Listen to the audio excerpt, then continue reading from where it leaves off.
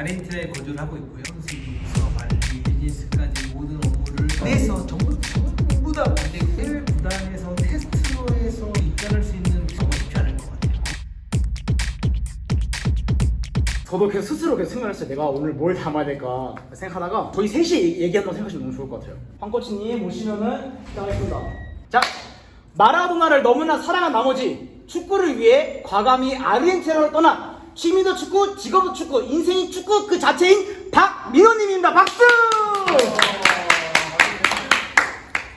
자, 한국까지 일단 오시느라 정말 고생 많으셨습니다. 이번에 한국은 혹시 어떤 일로 들어오시게 됐나요? 제가 한국에 보낸 선수들도 체크도 할 겸 활약하는 모습을 직접 보고 싶기도 하고 겸사겸사 한번 방문을 했습니다. 발굴하신 선수들을 K리그에 많이 보내신 것 같은데 혹시 몇 명 정도 배출하신 경험이 있으신가요? 올해까지 10명인 것 같아요. 성남FC의 후이스, 아산FC의 주닝요, 손FC의 몰레알 이렇게 있습니다. 저희는 이미 서로 알고 있는 사이인데 영상을 보실 분들은 모르니까 간단하게 자기소개 한 번만 해주시면 감사하겠습니다. 저는 아르헨티나에 거주를 하고 있고요. 축구 관련해서 선수 육성, 선수 관리, 선수 비즈니스까지 모든 업무를 관리하면서 그런 회사를 운영하고 있습니다.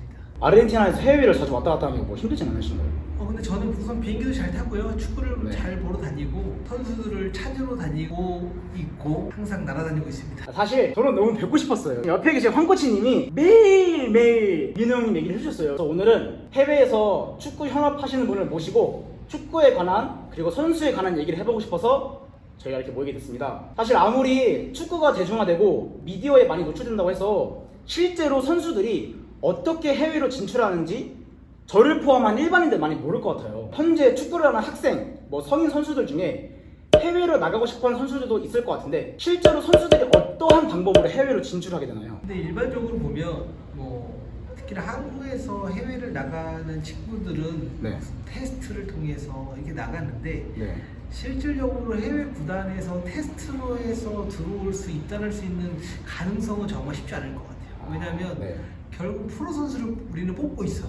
그러면 프로는 아무나 올라갈 수도 없고 뽑을 수도 없는 자리이고 네. 또 구단들은 항상 그 선수 리스트가 있어요. 그러면 우리가 보강을 해야 될 포지션이라든지 그런 요소들이 있거든요. 그러면 자기네들이 줄 수 있는 급여와 환경과 그런 상황에 맞게끔 그런 선수들 항상 찾아요, 전 세계로. 그러다 보니까 실질적으로 이제 한국에서는 흔히 해외에 테스트를 가서 테스트를 합격해서 입단하고 이렇게 생각할 수 있겠지만 현실적으로는 그 테스트라는 게 결국에는 인맥을 통해서 테스트를 시킬 수는 있겠지만 그렇게 환영해 이런 생각을 안 하는 것 같아요. 해외 구단들은 특히나 진짜 우리가 흔히 알고 있는 영국이라든지 이태리라든지 그런 축구의 강국들 있잖아요. 그러면 그런 팀들도 이런 남미 스카우터라든지 다 데리고 있어. 테스트보다는 오히려 그런 스카우터들이 찾으러 다니시 전 세계로. 어설프게 해외에 나가 테스트를 해서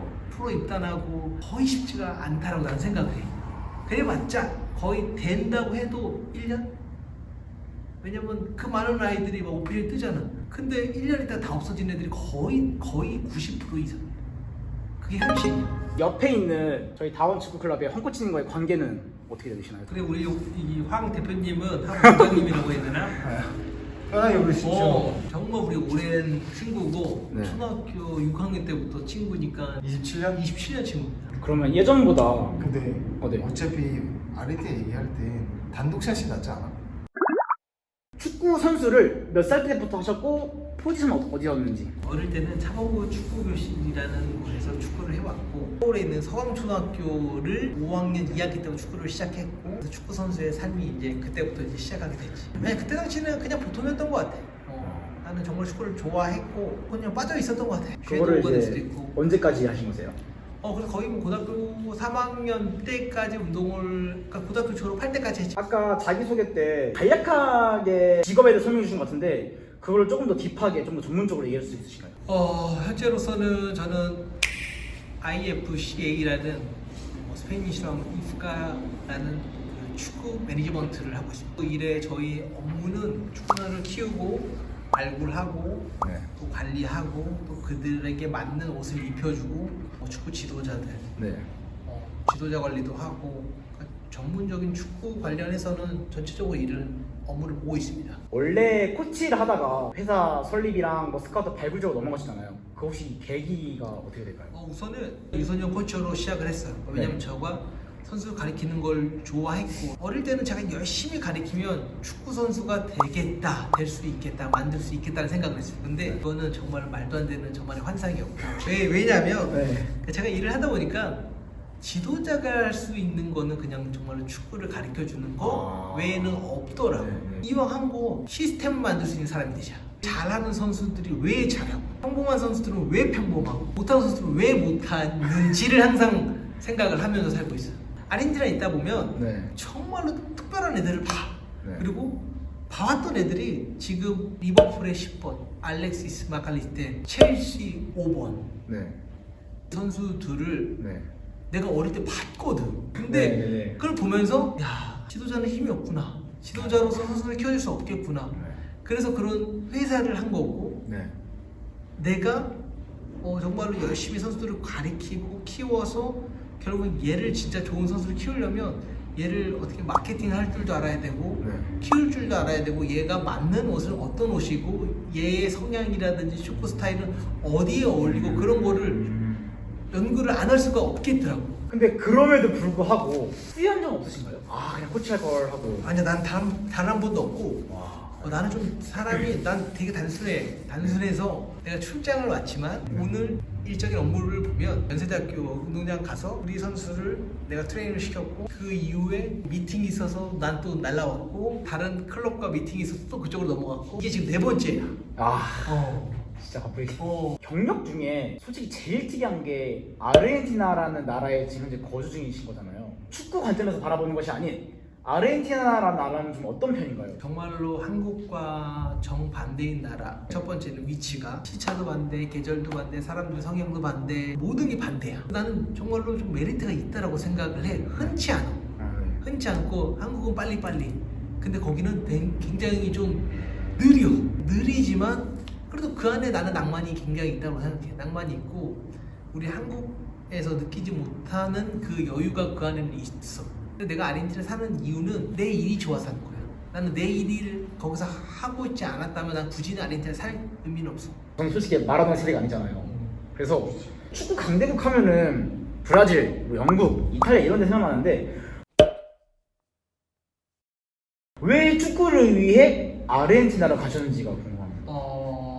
모기가 나는 우선 첫 번째는 마라도나를 굉장히 어릴 때부터 좋아했고 운동을 그만두고 우선 지도자를 한번 해봤어. 근데 외적인 그런 문화, 한국적인 문화, 회식 문화, 근데 그런 게 내가 좀 쉽지 않더라고. 그런데 그러다 보니까 이왕 지도자를 할 거면 한번 나가보자. 그래서 이제 유럽, 남미 막 생각하다가 아르헨티나, 마라도나, 내가 좋아했던 어릴 때 동경을 해왔던 그 사람이 태어났고 항상 축구를 해왔던 그 나라에 가서 단기가 됐든 한 달에 두 달이 됐든 한번 가보자. 주변에서는 뭐라고 하셨어요? 아르헨티나 정반대 이런 다 반대했어. 전부 다 반대했고 우리 나의 아버지 어머님도 반대하셨고 너무 가고 싶었어. 너무 가보고 싶었고 우리 부모님은 나는 도움을 줄 수 없다. 그래서 내가 이제 말씀드린 게 그럼 내가 돈을 모아서 내 힘으로 가겠다. 그러면 돈을 모아야겠다라는 생각을 하고 저는 군대 가기 전까지 축구만 하다 보니까 사회 경험도 없는 거야. 그래, 사회 경험을 해야지 내가 앞으로 살아가는 데 있어서 많은 도움을 얻겠다 해서 배달업도 해보고 통신업도 해보고 그러다가 내가 우연찮게 그때 당시 성인 도박장이라 그러지 약간 그런 게 있었어. 오션 뭔지 알아요. 그 바다 이야기 그런 거. 바다 이야기 그런 데 있었어. 근데 아는 친구의 소개로 그런 데서 이제 일을 한번 배우게 된 거야. 나는 고스톱도 못 쳐. 룰도 몰라. 근데 우연찮게 거길 들어간 거야. 내가 거기서 뭘 했냐면 장례 아나운서를 한 거야.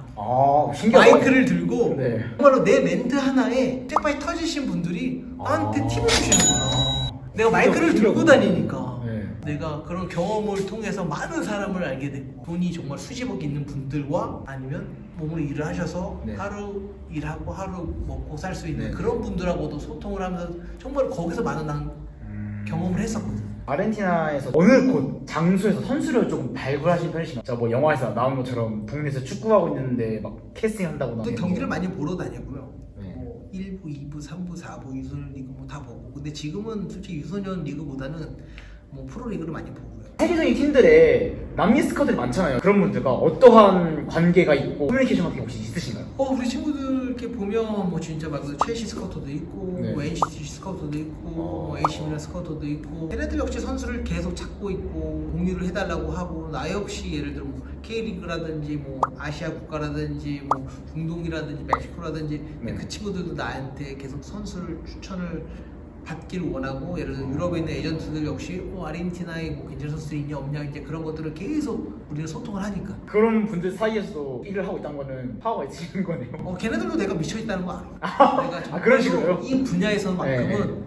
왜냐면 아르헨티나 축구계에서 예전에는 몇 분이 계셨지만 이렇게 밑바닥부터 유소년 코치부터 뭐 구단을 운영하고 이런 또라이는 단 한 명도 없었어. 본인만의 선수를 보는 노하우나 중요하게 보는 우선은 재능인 것 같아.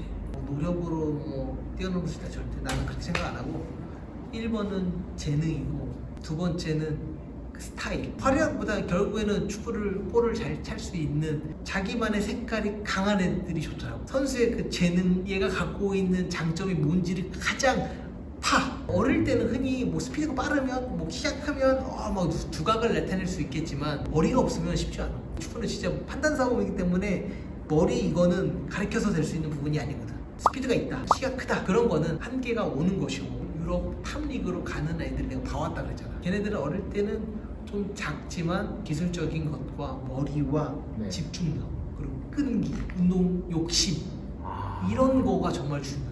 이 영상을 보는 사람들 중에 축구 선수가 되고 싶거나 혹은 그런 자녀를 둔 부모에게 현실적인 얘기를 한번 해보고 싶어요. 힘든 환경에서 성공한 선수도 있을 거고 너무나 좋은 환경에서도 성공하지 못한 선수도 있을 것 같은데 제일 기억나는 선수가 있나요? 저도 아르헨티나 선수들을 키우고 있고요. 그런 선수 발굴해서 지금까지도 아르헨티나 1부까지 데뷔를 시켜서 지금도 핫한 선수들을 제가 아직까지 데리고 있는 선수들이 있어요. 근데 다들 축구 선수를 원하는데 시작할 때 솔직히 재능이 없으면 그 선수가 재능 있는 애들 뛰어넘고 프로 선수가 된다 절대 그렇지 않아.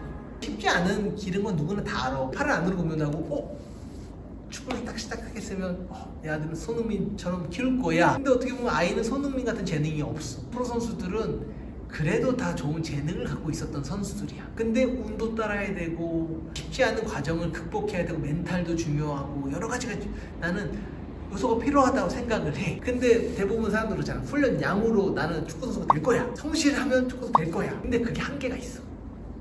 나는 그렇게 생각을 해. 아닐 수도 있겠지만 축구를 배워서 성장하는 것도 있겠지만 내가 아르헨티나 선수를 발굴해서 키워보고 가르쳐보니까 달라. 야, 축구를 제대로 배워본 적이 없는데 터치 타이밍을 알고 디테일을 갖고 있고 공을 만질 줄 알아. 근데 그거는 태어난 거거든. 가르쳐서 되는 게 아니야. 깜짝깜짝 내가 놀랄 때가 있어. 같이 뛰고 같이 내가 경험을 해보고 같이 느껴보잖아. 그러면 이거는 배워서 되는 게 아니야. 결국엔 축구는 판단 싸움이거든. 축구는 머리로 하는 거야. 축구공은 똑같아. 동그라미야. 축구장도 똑같아. 규격은 똑같아. 축구 인원도 똑같아. 근데 어떤 애는 잘하고 어떤 애는 평범하고 어떤 애는 못해. 근데 왜 어디서 나눠주냐면 잘하는 애는 골을 넣을 수 있는 과정을 만들어서 잘하는 거고 평범한 애는 안정적인 선택을 해서 잘하는 거고 못하는 애는 그냥 생각 없이 막 차니까 못하는 거야. 딱 나는 이렇게 생각을 해. 흔히 쉽게. 근데 여기서 건방을 떨어버리면 그게 한계가 오는 거지. 고등학교 18세까지는 재능 하나 믿고 갈 수가 있겠지만 여기서 그 다음 넘어가는 게 진짜 쉽지 않거든. 왜냐면 여기서 그 다음은 프로야. 그죠, 직업이야. 프로. 구단에서 돈을 줘야 돼.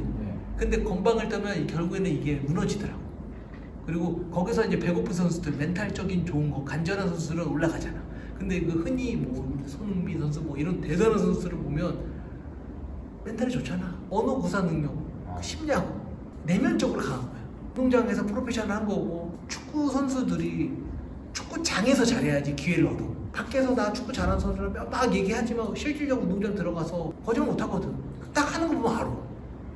그럼 성공한 선수들의 공통적인 특징 같은 게 있나요? 축구 선수로 성공을 하려면 딱 네 가지가 난 필요하다고 생각을 해. 내 개인적인 생각이죠. 중요한 첫 번째 재능, 두 번째 머리. 그러니까 재능은 운동신경이 될 수도 있고, 그리고 이제 머리는 상황 판단 능력. 세 번째 피지컬. 축구는 뛰는 스포츠야. 우선 잘 뛰어야 돼. 정말 치열해. 그리고 네 번째는 멘탈. 나는 이렇게 딱 이 네 가지를 생각을 해. 근데 기술은 배울 수 있어. 무한 반복을 하면 포스터치 할 수 있고 패스할 수 있고 킥할 수 있고 드리블할 수 있고 다 할 수 있어. 시간만 투자한다면. 피지컬도 가능해. 요즘은 훈련 방법이 너무 좋아졌어. 재능은 배울 수 있는 게 아니야. 마지막 멘탈, 이것도 태어나는 거야. 재능까지만 있으면 어느 정도까지는 올라가겠지만 거기서 더 뛰어넘을 수 없다고 생각을 해. 멘탈이 없는 선수는 운동장에서 그 재능 하나 가지고는 솔직히 나는 쉽지 않다고 생각을 해. 이 다음 질문이 축구를 정말 좋아하는 수준이었는데 정말 순수 노력만으로 성공한 케이스가 있나요?가 질문이었는데 나는 없다고 봅니다. 멘탈이나 성격이 되게 중요하다 하셨잖아요. 어떤 멘탈 가진 애들이 축구를 잘하더라, 오래 하더라 이런 게 있나요? 우선 승부욕은 무조건 있어야 된다고 생각해. 승부욕이 나는 멘탈이라고 생각해. 왜냐면 어떤 선수들은 특별한 재능 갖고 있는데 그냥 이겨도 흥, 저도 흥이라고 생각하는 애들이 있어. 그러면 결국에는 가면 갈수록 배고픔이 없어지는 거지. 근데 어떤 애들은 승부욕이 굉장히 강해. 어떻게든 이겨야 돼. 지면 잠을 못 자. 왜냐? 그런 애들은 방법을 찾잖아. 왜 졌을까?